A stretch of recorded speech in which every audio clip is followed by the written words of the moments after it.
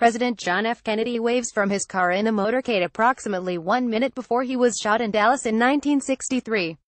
Jim Altgens, Associated Press. If and when the last remaining government documents about President John F. Kennedy's assassination are made public next week, historians may have to hold their noses and thank JFK, a 1991 blockbuster that conflated the historical record with conspiratorial fantasies. Oliver Stone's barely factual retelling of a prosecutor's effort to prove the CIA killed Kennedy grossed hundreds of millions of dollars, and pushed Congress to order the release of nearly all assassination documents within 25 years, or by Thursday.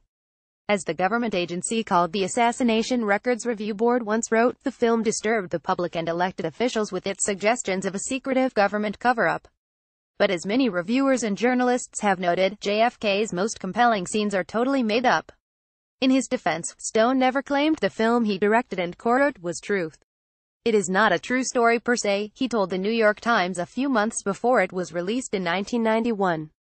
It explores all the possible scenarios of why Kennedy was killed, who killed him and why. But Stone promised a certain level of accuracy. He pointed the reporter to his studio's research department, stuffed with documents from the Warren Commission hearings and other investigations that concluded Lee Harvey Oswald, alone, killed Kennedy in 1963. What ended up in theaters in time for Christmas opened like a documentary, with a montage of news footage from Kennedy's presidency and final motorcade. But for the next 3 hours, Edward J. Epstein wrote in The Atlantic, the film leapt seamlessly and confusingly between reality and fabrication. It demonstrated yet again how easily pierced is the thin membrane that separates the mainstream media from the festering pools of fantasies on its peripheries. JFK is loosely based on the late 1960s trial of a New Orleans businessman, accused of conspiring with Oswald and the CIA to kill Kennedy. A jury acquitted the man after less than an hour of deliberation, the New York Times wrote. The district attorney was accused of concocting bizarre theories to gain attention, and the trial left what the New Orleans Times-Picayune called a lasting stain on the city's justice system. But in JFK, the trial was portrayed as a heroic effort to unshackle the truth from government clutches. 2 examples in the actual trial: a key witness recalled participating in the conspiracy only after being given so-called truth serum and hypnotized. In the movie, as Epstein noted, Stone simply swapped the problematic witness out for a fictional neo-Nazi with a good memory, played by Kevin Bacon. Another key suspect in the alleged New Orleans conspiracy, David Ferrie, maintained his innocence until he died of natural causes, Epstein wrote.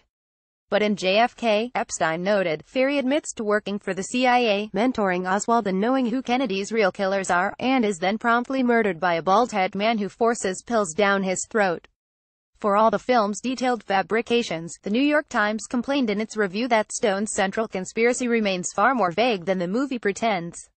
The conspiracy includes just about everybody up to what are called the government's highest levels, the Times wrote.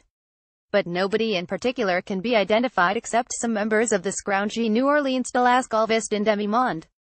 The furor around the film only grew as it went on to win Oscars, and Stone defended the research behind it.